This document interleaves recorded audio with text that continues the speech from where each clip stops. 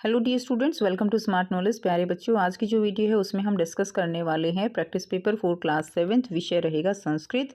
समय रहेगा 2.5 घंटे और अधिकतम अंक रहेंगे 60।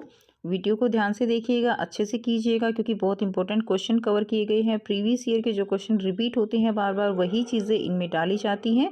और इसके अलावा सभी सब्जेक्ट के सैम्पल पेपर का लिंक आपको वीडियो के एंड में मिल जाएगा। वहाँ से आप सभी सब्जेक्ट के सैम्पल पेपर, प्रैक्टिस पेपर, जो प्रीवियस ईयर पेपर हैं, सारे इंपॉर्टेंट क्वेश्चंस हैं, वो सभी आप देख सकते हो। सबसे पहले आपको यहाँ पर सामान्य निर्देश दिए गए हैं। तो खंड क में आपका 8 अंक के पठित बोधनम रहेगा। खंड ख में 12 अंक के रचनात्मक कार्य। खंड ग में 18 अंक के व्याकरण का भाग रहेगा। खंड घ में आपका 22 अंक का रहेगा। ठीक है, सभी प्रश्न अनिवार्य हैं, तो यहाँ से आप इसके जो निर्देश हैं वो देख सकते हो। अब देखिए, खंड क दिया गया है अपठित बोधनम, जो कि 8 अंक का रहेगा। प्रश्न 1 है, अधोलिखित गद्यांश पठित्वा प्रदत्त प्रश्नानाम उत्तराणि संस्कृत लिखता है। तो इसमें आपको क्या करना है, गद्यांश को पढ़ना है और जो उत्तर आपको क्या करने हैं, संस्कृत में इनके उत्तर लिखने हैं। देशस्य भक्ति कथ्यते, देशभक्ति भावना एवं सैनिक देश हित है। तो इसमें क्या दिया गया है कि देश के लिए जो सैनिक हैं वो बलिदान देते हैं। देश के लिए हमें अपने प्राण भी न्यौछावर करने के लिए तत्पर रहना चाहिए। अपनी भारत भूमि के लिए जो राष्ट्र भावना है वो हर एक जो व्यक्ति है उसके हृदय में होनी चाहिए। ठीक है, तो ये सारी चीज़ें इसमें दी गई है, तो आप इसको एक बार अच्छे से रीड कर लीजिएगा। क्लियर।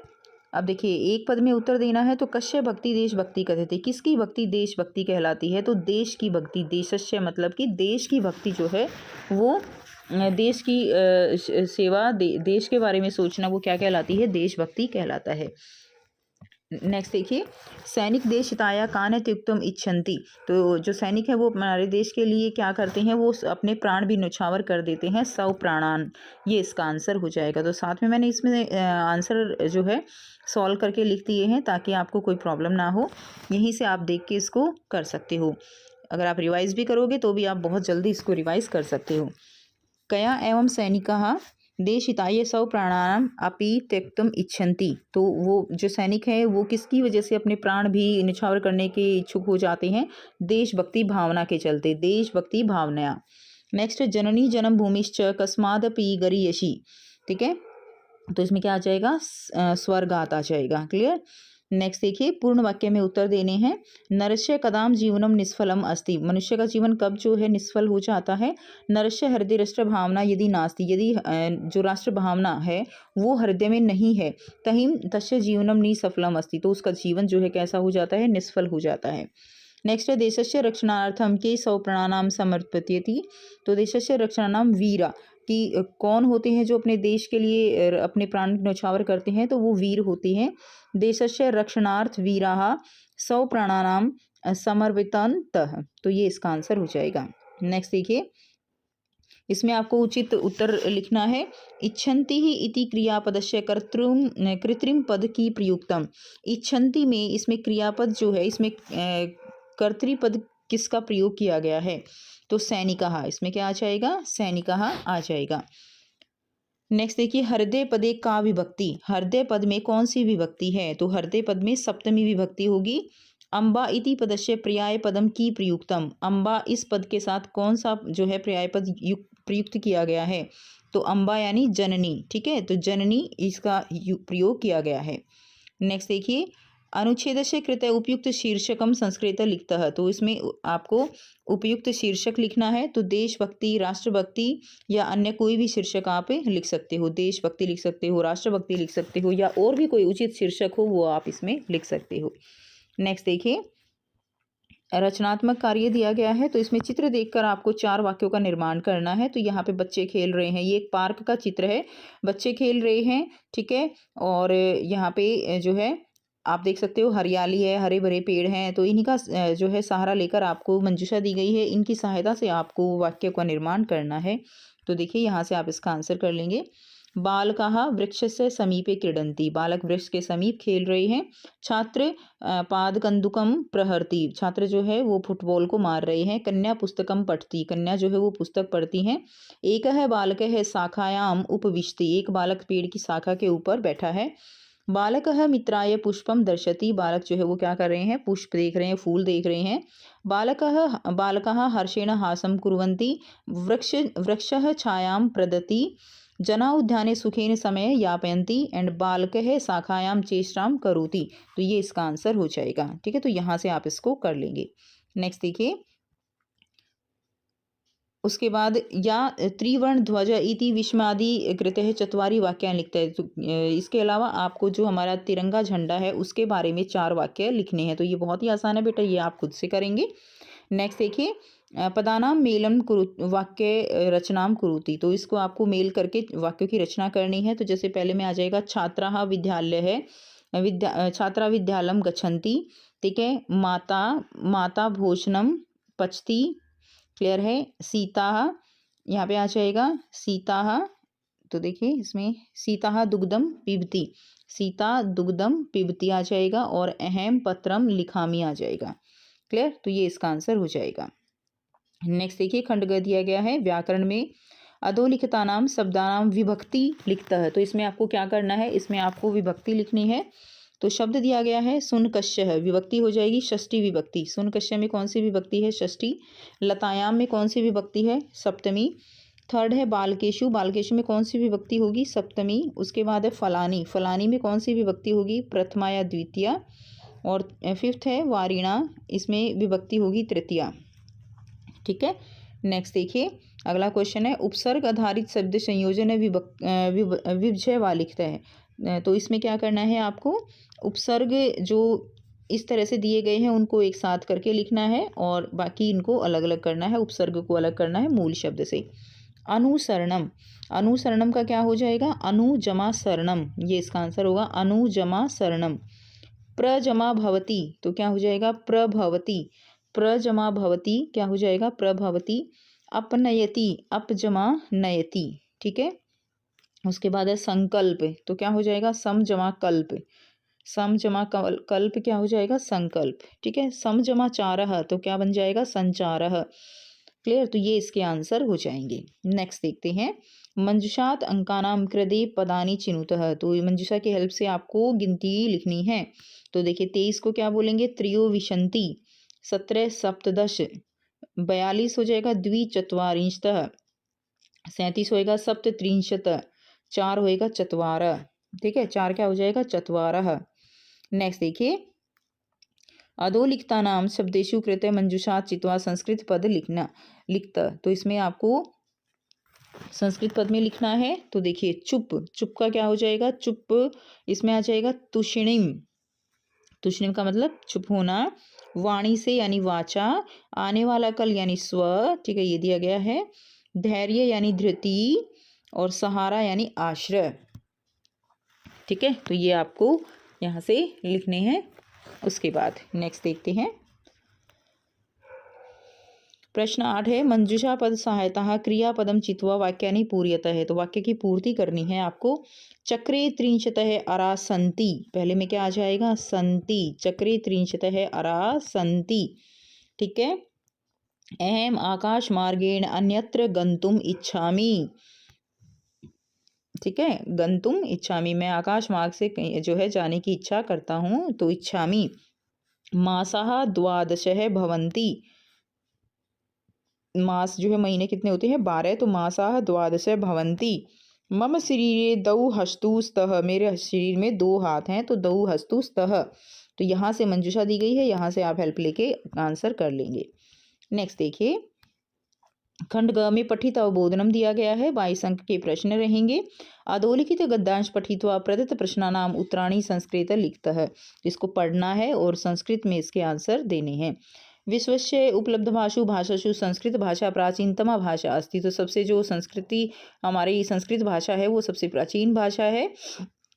भाषा ये अनेकासाम भाषाणाम जननी मतः। तो भाषा जो है अनेक भाषा बोली जाती हैं सब, लेकिन जो संस्कृत है वो सबसे प्राचीन है।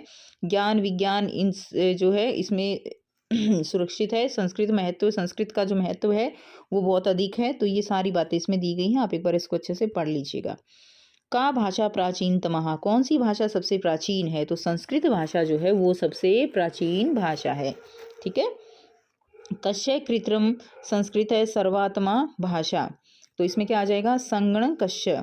ठीक है, संगणकस्य। नेक्स्ट देखिए, पूर्ण वाक्य में उत्तर देना है। संस्कृतस्य महत्वविषये केनापि किं कथितं।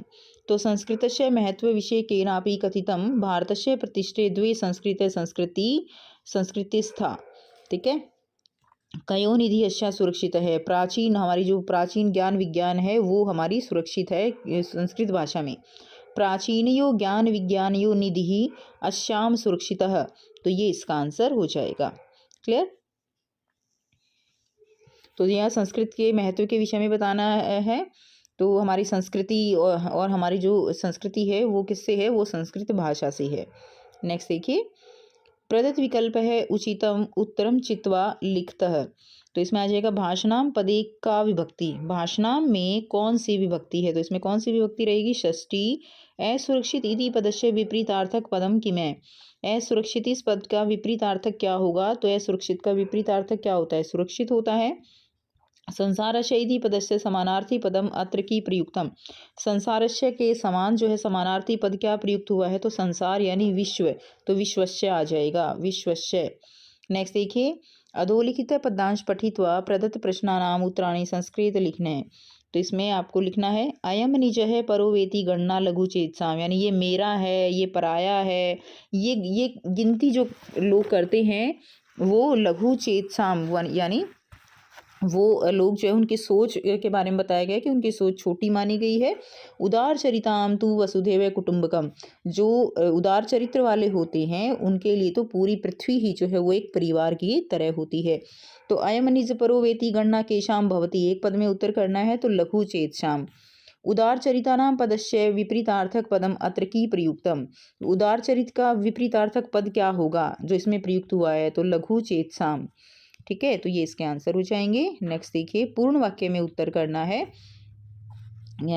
उदार चरिता नाम तू वसुधा की दृषि भवती, जो उदार चरित वाले हैं, ठीक है, बड़े हृदय वाले हैं, वो वसुधा यानी पृथ्वी को किस तरह से देखते हैं, तो उदार चरिता नाम तू वसुधैव कुटुंबकम भवती, तो वो पूरी पृथ्वी को परिवार की तरह देखते हैं, कुटुंब की तरह देखते हैं।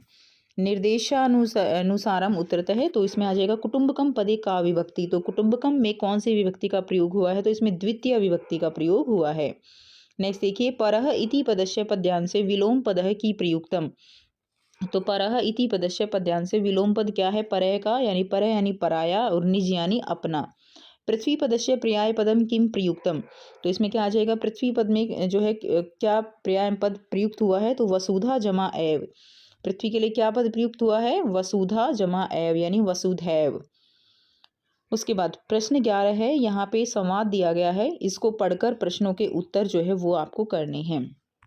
तो इसको एक बार आप अच्छे से पढ़ लेंगे। इसमें दिखाया गया है कि जो लड़कियां हैं उनको निःशुल्क शिक्षा दी जाती है। तो अहोवत्यकीन जानासी की 2009 में जो है मौलिक अधिकारों की घोषणा की गई थी, उसके अनुसार क्या है कि जो बच्चे हैं उनको उनके लिए जो एजुकेशन है वो कंपलसरी की गई थी। 14 साल के बच्चों के 14 साल तक निःशुल्क शिक्षा है, उनको क्या मिलेगा, निःशुल्क शिक्षा मिलेगी, अपितु निःशुल्क गणवेश यानी यूनिफॉर्म मिलेगी, पुस्तक मिलेंगी। आप सभी बच्चों को भी मिलती है ना, आपको निःशुल्क यूनिफॉर्म के पैसे मिलते हैं, आपको पुस्तकें मिलती हैं, क्लियर, जूते इत्यादि, ये सब जो है 14 साल के बच्चों को तक मिलेगा। दर्शना, तो यहाँ पे दर्शना जो है वो उसको देखती है एंड मालिनी की हाँ ऐसा ही है। तो ये संवाद जो है आपस में दिया गया है। अब इसी के आधार पर क्वेश्चन करने हैं। एक पद में उत्तर देना है।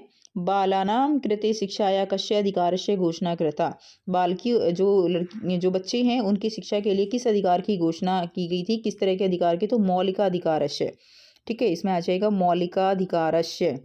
उसके बाद नेक्स्ट देखिए, कस्मिन् विद्यालय बालः निःशुल्क शिक्षा प्राप्नुवन्ति। तो इसमें क्या आ जाएगा, सर्वकार्य है, यानी जो गवर्नमेंट स्कूल्स हैं सर्वकार्य है, उस ये आ जाएगा।